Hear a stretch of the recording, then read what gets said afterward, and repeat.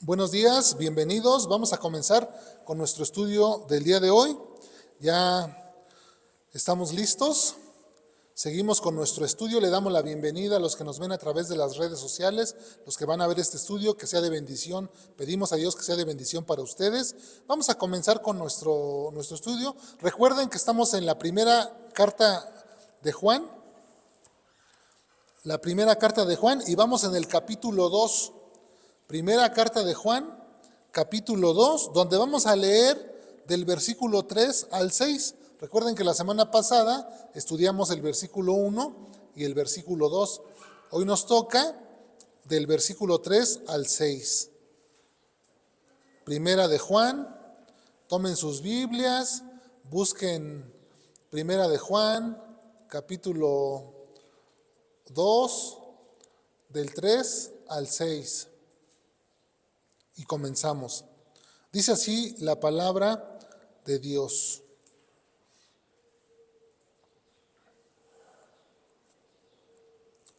Y en esto sabemos que nosotros le conocemos si guardamos sus mandamientos.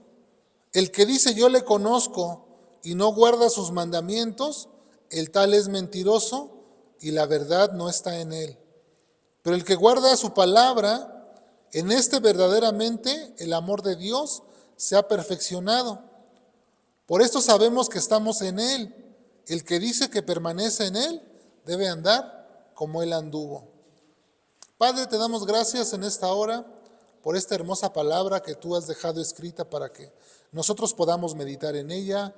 Yo te pido, Señor, que prepares nuestros corazones, que cada uno de nosotros estemos listos, Señor, para atesorar tu palabra y guardarla en el corazón y ponerla por obra, Señor. Te lo pido en el nombre de Jesús. Amén. Recuerdan que leímos la semana pasada versículo 1 y 2, donde el apóstol Juan dice: hijitos míos, estas cosas os escribo para que no pequéis. Y si alguno hubiere pecado, pues abogado tenemos para con el Padre, a Jesucristo el justo. Eso fue lo que vimos que Él es la propiciación por nuestros pecados, y no solamente por los nuestros, sino por los de todo el mundo. Ahora dice el apóstol Juan, que en esto sabemos que nosotros le conocemos y guardamos sus mandamientos. Aquí nos va a hablar de dos temas. El apóstol Juan trata dos temas: conocer a Dios y guardar los mandamientos. Cuando dice guardar los mandamientos, no se refiere a que usted agarre los mandamientos y usted los guarde en una cajita o en un cajón o en su ropero. No.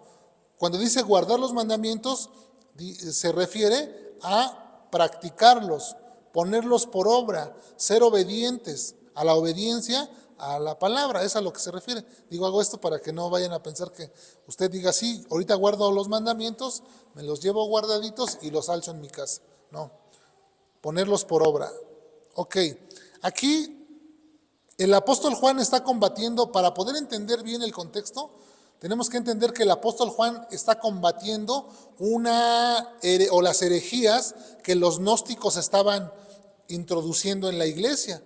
Los gnósticos se habían introducido encubiertamente en la iglesia y estaban causando división entre los creyentes, enseñándoles diferentes cosas.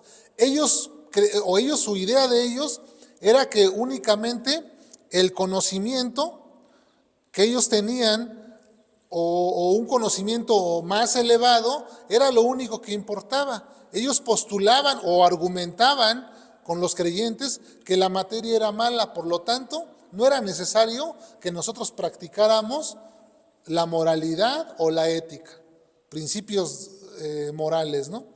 Entonces ellos estaban haciendo esa división y decían: únicamente tenemos que conocer a Dios de una manera profunda. Y ellos estaban buscando experiencias, tal vez no lo dice exactamente, o no sabemos exactamente cómo lo buscaban, pero sí buscaban como tipo de experiencias, tener experiencias profundas con Dios. Y estaban como que causando esa división, y por eso el apóstol Pablo fue preciso que él de alguna manera combatiera esas herejías y dejara claro aquellas cosas de las que nos está hablando, ¿no? Dice que el conocer a Dios está íntimamente ligado a la obediencia, es lo que el apóstol Juan nos está diciendo. Si tú dices que conoces a Dios, pues tiene que estar ligado a la obediencia. No puedes separar estas dos conocimiento y obediencia. De nada nos sirve a nosotros llenarnos de conocimiento y no practicar ese conocimiento, no obedecer. De nada nos sirve eso, llenarnos, hacernos cabezones y conocer todos los misterios, dice Pablo, y no tenemos amor y no practicamos la obediencia, de nada nos sirve. Entonces es preciso que nosotros entendamos eso. Verso 3 de primera carta de Juan, del capítulo 2, dice: y en esto sabemos que nosotros le conocemos. Y en esto sabemos que nosotros le conocemos. Conocer a Dios. Ese es el primer punto que voy a tocar o que voy a tratar con ustedes. Si pretendemos conocer a Dios por medio de un conocimiento oculto o elevado, es muy peligroso, porque estamos sobre arenas movedizas. Si nosotros queremos buscar en lo oculto un conocimiento supremo o más elevado, pues ahí vamos a tropezar, porque ¿qué seguridad tenemos de eso? Esa no es la manera que Dios ha determinado que nosotros conozcamos o lo conozcamos a Él. Y esto algunos pretenden hacerlo de esta manera. También otros lo buscan por medio de experiencias místicas. Eso lo vemos en algunas iglesias de corte pentecostal, que la gente ya olvidó la palabra, olvidó la doctrina, y lo único que les importa es su experiencia que tienen ese día. Una experiencia mística, que Dios les hace sentir cosas, o sueños, que Dios les revela cosas que no están en la Escritura. Entonces, eso es peligrosísimo. Y tenemos que estar avisados de todo ello para no pretender conocer a Dios de esa manera. La manera correcta de conocer a Dios, ¿cuál es? Por medio de las Escrituras. Porque dice el apóstol Pedro que tenemos la palabra profética más segura, a la cual haríamos bien en estar atentos. Segunda de Pedro capítulo 1, verso 19. Tenemos la palabra profética más segura, a la cual haríamos bien en estar atentos, como una antorcha que alumbra en un lugar oscuro. Conocer a Dios es algo que todos deberíamos anhelar profundamente. Conocer a Dios, tener ese conocimiento de Dios, pero no de forma superficial únicamente, sino conocer a Dios de una manera profunda, cómo es Él, cómo es su carácter, y nos ha dejado la Escritura por medio de la cual podemos conocerlo.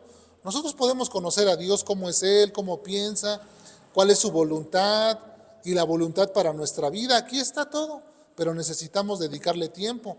Necesitamos tomarnos un tiempo de estudio, de meditación, de reflexión, para que por medio de ello nosotros crezcamos en el conocimiento de Dios. ¿Para qué? No únicamente, como digo, para llenarnos de conocimiento, no.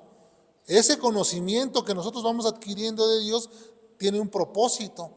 Va causando una transformación en nuestra vida, en nuestro modo de pensar, en nuestro modo de entender.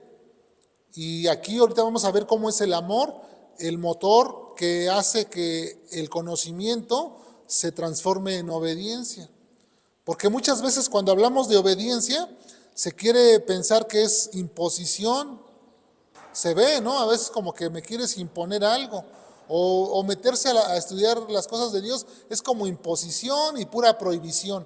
A veces lo ven así o lo vemos así, y no es así de esa manera.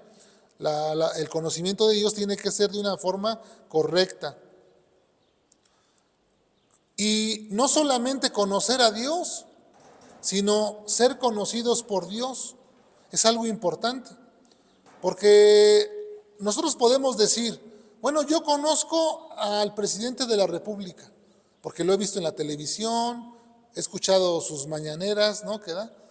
Pero no lo conozco personalmente, él no me conoce a mí. Si a mí me preguntan de él, yo les doy razón de él. Pero si a él le preguntan de mí, él no me conoce. ¿Recuerdan cuando Jesús dijo alguna vez que muchos en aquel día le dirán, Señor, Señor, no hicimos en tu nombre milagros y en tu nombre echamos fuera demonios? Y dijo el Señor, ¿Qué les dijo el Señor? Apartaos de mí, hacedores de mí, hacedores de maldad, les dijo. Nunca os conocí, o sea, no los conozco. No tuvimos una relación personal ustedes y yo. Nunca hemos tenido una buena relación. Entonces, ser conocidos por Dios es importante, pero ¿cómo es que nosotros llegamos a ser conocidos por Dios? Dice Primera de Corintios, capítulo 8, vamos a leer del versículo 1 al versículo 3, Primera de Corintios 8, del 1 al 3, dice así: en cuanto a lo sacrificado a los ídolos, sabemos que todos tenemos conocimiento. El conocimiento envanece, dice aquí, de lo que los gnósticos hablaban del conocimiento, dice que el conocimiento envanece, pero el amor edifica. Si alguno se imagina que sabe algo, dice, alguno sabe nada como debe saberlo. Pongan atención en el versículo 3. Pero si alguno ama a Dios, ¿qué dice? Es conocido por Él. Aquí podemos entrar y sumergirnos en esta idea de que si nosotros amamos a Dios, entonces somos conocidos por Él. Ahí está el punto, que nosotros tenemos que amar a Dios. Ese es el primer mandamiento, ¿no? ¿Cuál es el primer mandamiento que Jesús nos dio a la iglesia? Amarás al Señor sobre todas las cosas, con todo tu mente. Bueno, ese es el mandamiento que viene desde el principio. Amarás al Señor tu Dios con todo tu corazón, con toda tu mente, con todas tus fuerzas. Ahí está. Entonces, si alguno ama a Dios, es conocido por Él. Aquí esa es la manera de que tú puedas ser conocido por Dios, pues amando a Dios. Guardar los mandamientos. ¿Por qué por qué debemos guardar los mandamientos? ¿Por qué debemos hacerlos? Algunos pretenden ver en estos versículos un evangelio donde la salvación se obtiene por medio de las obras, donde usted va a obtener la salvación por medio de la obediencia. Algunos están viendo eso aquí y dicen, no, es que la obediencia tiene como resultado la salvación, pero realmente eso no lo dice aquí. Algunos dicen, pórtate bien para que Dios te dé la vida eterna. ¿Creen ustedes que eso es bíblico? No. Dice Juan 3:36 que el que cree en el Hijo tiene vida eterna, pero el que rehúsa creer en el Hijo no verá la vida, sino que la ira de Dios está sobre él. El que cree en el Hijo tiene la vida. ¿Cómo se obtiene la vida eterna? Creyendo en el Hijo. Esa es la manera bíblica que enseña la Biblia de cómo se obtiene la vida eterna. No es de otra manera. Entonces, ¿por qué debemos obedecer? No es para salvarnos, no es para salvarnos. Esa no es la razón de la obediencia. La razón por la que debemos obedecer, vamos a dar varias. Y busquen allí en su Biblia, Primera de Tesalonicenses, capítulo 4, versículo 3. Y ahí vamos a encontrar una de las razones por las cuales debemos obedecer, la motivación del corazón.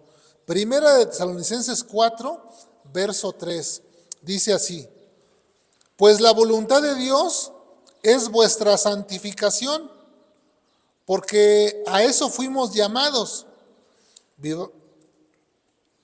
La voluntad de Dios es vuestra santificación.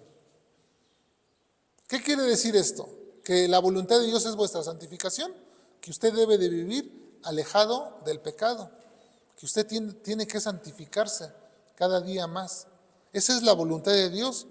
Salmo 119:4, fíjense qué nos dice el salmista: tú encargaste que sean muy guardados tus mandamientos.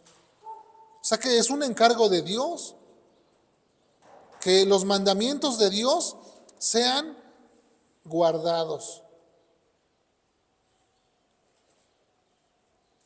Ahora, otra razón por la que usted debe de obedecer, porque nosotros somos siervos de justicia. Nosotros antes éramos esclavos del pecado. Romanos 6, verso 18, nos arroja luz a esta verdad. Dice Romanos capítulo 6, verso 18. Nosotros somos siervos de justicia, pero dice Romanos 6, 18, y libertados del pecado, viniste a ser siervos de la justicia. Así que usted y yo estábamos sometidos al pecado, éramos esclavos, no podíamos obedecer porque vivíamos en el pecado. Ahí estábamos. Pero Dios en su amor y misericordia nos rescató, nos trasladó de las tinieblas al reino de su amado Hijo, para que ahora podamos vivir para la justicia. Tú y yo vivimos para la justicia, no vivimos para la maldad.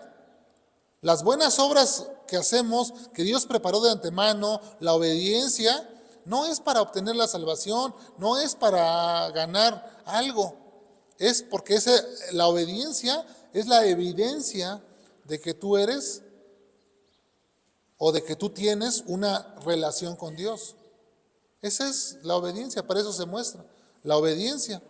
Dice ahí mismo en Romanos 6, en el 16, ¿no sabéis que si os sometéis a alguno como esclavos para obedecerle, sois esclavos de aquel a quien obedecéis, sea del pecado para muerte o sea de la obediencia para justicia?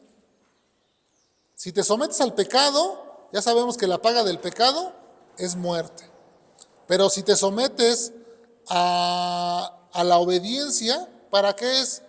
Para justicia. Porque la ley, ¿para quién es? Para los transgresores. ¿Para quién está vigente la ley?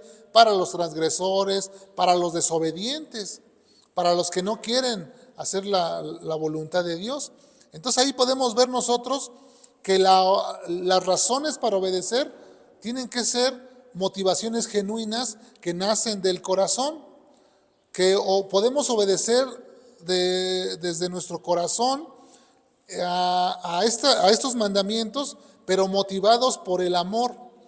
Ese amor que un día fue derramado en nuestros corazones y que nos va transformando y nos va cambiando día con día y nos hace personas obedientes a su palabra. No por imposición, porque por imposición la gente obedece de mala gana o forzada. Usted no debe de obedecer a Dios por imposición, usted debe de obedecer a Dios por amor. El amor es la motivación, el amor dijimos que es el motor que tiene que ser el que haga que usted sea obediente a la palabra de Dios. Entonces muchas veces, ¿por qué? Si usted se pregunta, ¿por qué no queremos obedecer a Dios? Es porque no lo amamos. O sea, decimos nosotros que lo amamos, pero en realidad no es verdad, porque no le obedecemos. La obediencia, entonces, es el sello que garantiza que un creyente tiene comunión con Dios. ¿Recuerdan ustedes o han visto que el sello de garantía en los productos, ¿no? Se usa para que usted se dé cuenta o usted sepa que el producto no ha sido modificado y que cuenta con el respaldo de calidad de la marca que lo produce, ¿no? Ese es un sello de garantía. Usted viene y compra algún producto y si no trae el sello dice, ya está removido, tal vez alguien lo rellenó, tal vez alguien cambió el contenido, pero usted compra un producto y trae su sello de garantía, dice, es genuino, usted confiado lo puede usted usar, ¿no? De la misma manera, aquí nosotros nos encontramos con un dilema que en la iglesia del siglo I, dicen algunos que decían que conocían a Dios. Algunos decían, no, pues conocemos a Dios. Nosotros conocemos a Dios. Y dice Juan, muéstrenlo por medio de su vida. O sea, no se trata de nada más venir y pararse aquí y decir, yo conozco a Dios. ¿Cuántas veces nos hemos encontrado personas así? Yo he encontrado personas así que hablamos de Dios. No, yo conozco a Dios. Yo tengo una relación con Dios. Sí, ¿y por qué andas tomando? ¿Y por qué andas pecando? ¿Y por qué andas haciendo aquello? Entonces, si conocieras a Dios, tendrías conciencia de que eso no está bien. Hay gente que dice, yo conozco a Dios, y se andan arrodillando ante los ídolos, y sabemos que a Dios eso no le gusta. Entonces, ¿qué incongruencia hay en eso, no? En esa forma de pensamiento. Eso es lo que tenemos que pensar. O sea, si tú dices, yo conozco a Dios, tiene que ser congruente tu forma de vida con tu forma de pensar. que tus hechos sean congruentes a lo que nosotros decimos, ¿no? Fíjense, porque dice en el versículo 4 de la primera carta, dice, el que dice yo le conozco, y no guarda sus mandamientos, el tal es mentiroso y la verdad no está en él. Aquí vemos el que dice, yo le conozco, pero como les digo, sus hechos, acompáñenme a Tito, capítulo 1, donde encontramos un versículo que arroja luz a este tema que estamos hablando, y el apóstol Pablo a Tito deja claro esto, ¿no? Fíjense que algunas personas dicen, no, pues yo conozco a Dios. Y dice Pablo, Tito 1:16, profesan conocer a Dios, pero con los hechos, ¿qué? Lo niegan, siendo abominables, rebeldes, reprobados en cuanto a toda buena obra. Ahí está. ¿Cómo usted identifica a una persona que es mentirosa? Que dice que tiene comunión con Dios, que dice que conoce a Dios, por medio de sus hechos. Jesús dijo, por sus frutos los conocerán. Un árbol se conoce por su fruto. Usted ve y dice, ay, ese árbol tiene manzanas ahí. Usted dice, pues ese árbol es de manzana, ¿no? Manzanas. Usted ve un árbol que tiene higos, y usted dice, pues ese es un árbol de higo, ¿no? O sea, usted no puede decir, no, ese es un naranjo. No, pues ¿cómo si no tiene? O sea, nunca hacemos eso, ¿no? ¿En qué mente o en qué persona está eso? No. Pues de la misma manera, nosotros vemos a una persona que dice, yo conozco a Dios, pero sus hechos son diferentes. Mire, ahí en la iglesia de aquí del pueblo, la iglesia tradicional, cuando hacen la fiesta, usted dése una vueltecita por ahí. Hay hombres que están tomando, están borrachos, ahogados de borracho, unos orinados por allá, y usted ve algo, o sea, feo, algo feo. Yo no me atrevo a llevar a mi familia y pasar por ahí, porque los hombres están orinando ahí enfrente de la gente, están tomando groserías y están bailando, exhibiendo. O sea, ¿qué es eso? Eso no agrada a Dios, pero es fiesta de la iglesia. La iglesia lo propaga. Entonces, profesan conocer a Dios, pero con sus hechos lo niegan. Eso es lo que tenemos que meditar, que nuestro testimonio de vida sea congruente a la palabra de Dios. Y eso es lo que Juan estaba combatiendo en este momento. Dice, estaban ahí los gnósticos, no, mira, Dios esto, Dios lo sí, a ver, pero tus hechos, tus obras, tu obediencia a la palabra, ¿cómo estás viviendo? ¿Estás en adulterio? ¿Estás en fornicación? ¿Estás mintiendo? ¿Estás robando? O sea, todas aquellas cosas que no se deben hacer. Y entonces ahí es donde Juan pone el dedo en la llaga, ¿no? A ver, muéstrame tu obediencia y te diré cuál es tu relación con Dios. Muéstrame tus obras que estás haciendo y te diré cómo estás con Dios. Porque a veces venimos a quejarnos, no, si es que esto y es que el otro. Bueno, ¿cómo estás con Dios? ¿Le obedeces? No, pues no. Entonces comienza primero por ahí arreglando tu vida. Sé congruente con lo que dices y entonces verás cómo la gloria de Dios se va a manifestar en tu vida. Dijo Jesús, yo soy la vid, vosotros los pámpanos. El que permanece en mí y yo en él, este lleva mucho fruto, porque separados de mí nada podrán hacer. ¿Tú quieres que en ti se vea el fruto de la obediencia? Tienes que permanecer pegado a Cristo. Cristo es la vid verdadera. Permanecer pegado a Cristo para que tú lleves ese fruto de obediencia, para que se vea en ti el fruto de obediencia. Dice el apóstol Juan en el verso 5 de ahí de primera de Juan que estamos leyendo, pero dice, el que guarda su palabra, en verdaderamente el amor de Dios se ha perfeccionado. Por eso sabemos que estamos en él. El que guarda su palabra, en verdaderamente el amor de Dios se ha perfeccionado. O sea que el amor de Dios se perfecciona en nosotros. cuando nos transforma y nos cambia en personas obedientes. Obedecemos a Dios, tenemos unas ganas de obedecer a Dios, queremos obedecerle. ¿Por qué? Por amor, porque Dios nos ha transformado, porque Dios nos ha cambiado.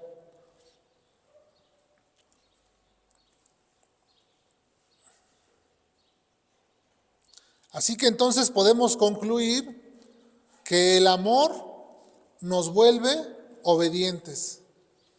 El amor de Dios nos transforma en personas obedientes. Antes éramos desobedientes, rebeldes y contumaces.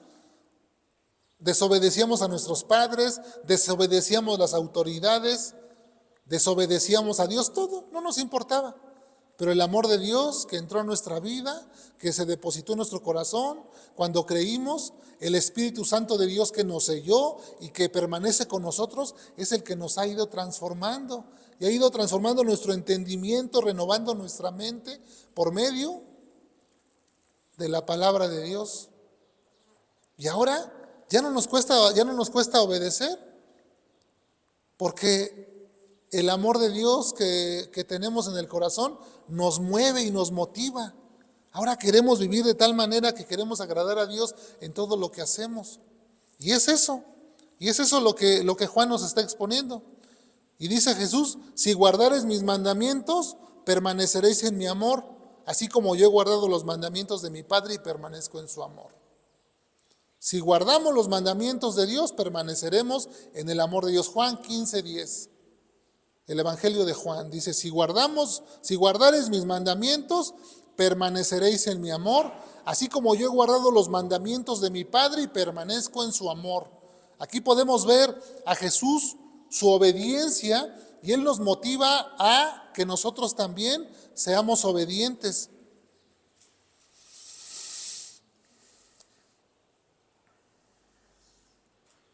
Dice el versículo 6 de primera carta de Juan: el que dice que permanece en Él debe andar como Él anduvo. O sea, aquí tenemos que tomar el ejemplo de Cristo, su ejemplo de obediencia, su ejemplo de humildad, su ejemplo de mansedumbre, y nosotros tenemos que proponernos a vivir de esa misma manera. Porque ese es el propósito por el cual Dios nos llamó, que fuéramos un pueblo santo, apartado, para que mostrásemos al mundo el carácter de Dios. Nosotros somos los representantes de Dios aquí en la tierra. Y por causa de nosotros muchas veces el nombre de Dios es blasfemado, porque no obedecemos, porque no guardamos lo que Dios nos ha dicho, lo que Dios nos ha enseñado. Cuando Jesús en Mateo 28 le dijo a sus discípulos: id por todo el mundo y predicar el Evangelio. Y dice: bautizándolos en el nombre del Padre, del Hijo, del Espíritu. Dice: enseñándoles que guarden todas estas cosas que yo les he enseñado. O sea, el propósito de llamar discípulos, de traer discípulos, era enseñarles a que guarden las cosas que Jesús les había enseñado a los discípulos. De la misma manera, nosotros tenemos que estar prestos para guardar las cosas que hemos aprendido. No seas oidor olvidadizo. Tenemos que poner atención para que seamos no solamente oidores, sino hacedores de la palabra. Hacedores, dice Santiago, que seamos hacedores de la palabra, obedientes al Padre, porque dice que Jesús, aunque era hijo, por lo que padeció, aprendió la obediencia. Hebreos 5:8, Jesús aprendió la obediencia. O sea que la obediencia es un proceso que se aprende. Se aprende. Usted también la puede aprender. Filipenses capítulo 2, verso 8 dice: y estando en la condición de hombre, Jesús se humilló a sí mismo, haciéndose obediente hasta la muerte y muerte de cruz.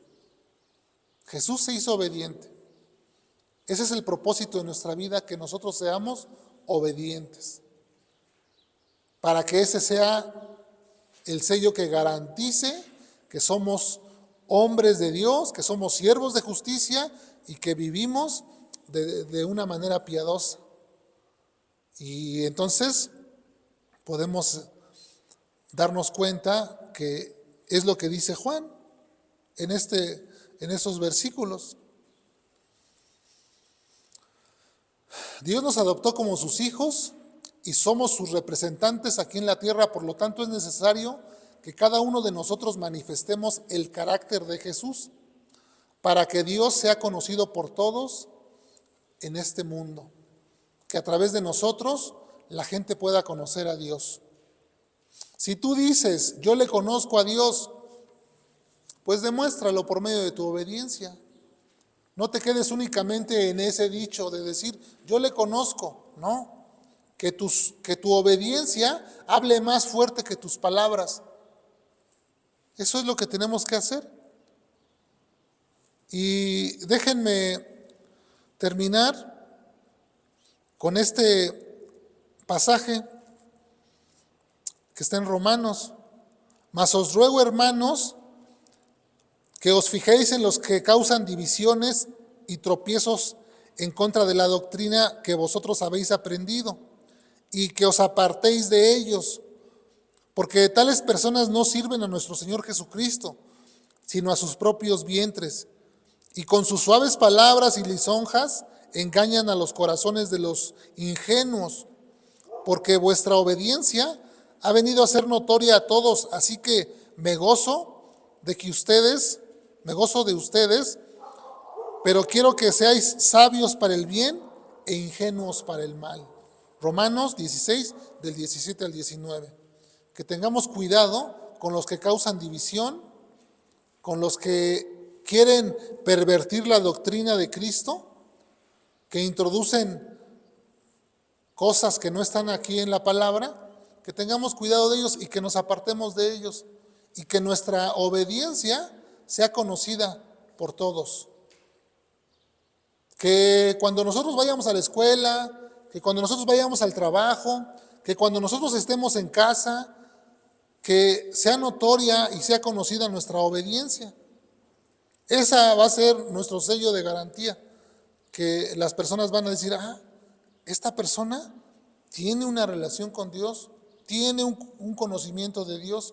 El conocimiento no se tiene que quedar únicamente aquí. El conocimiento tenemos que ponerlo en el corazón, bajarlo en el corazón para que ahí sea el motor, porque del corazón salen todas las cosas. En el corazón es donde se depositan todas las cosas. Ahí están los pleitos, ahí están las guerras, ahí está todo. Los adulterios, dijo Jesús, del corazón salen. De la abundancia del corazón habla la boca. Dependiendo de lo que hay en el corazón, es el reflejo de lo que nosotros somos. Si nuestro corazón está lleno de amor, entonces nosotros vamos a reflejar obediencia a Dios. Amén. Vamos a orar. Padre del cielo, te damos gracias por esta hermosa palabra que tú has dejado para que meditáramos en ella, Señor. Ayúdanos a ser obedientes a tu palabra. Ayúdanos a ponerla por obra, Señor.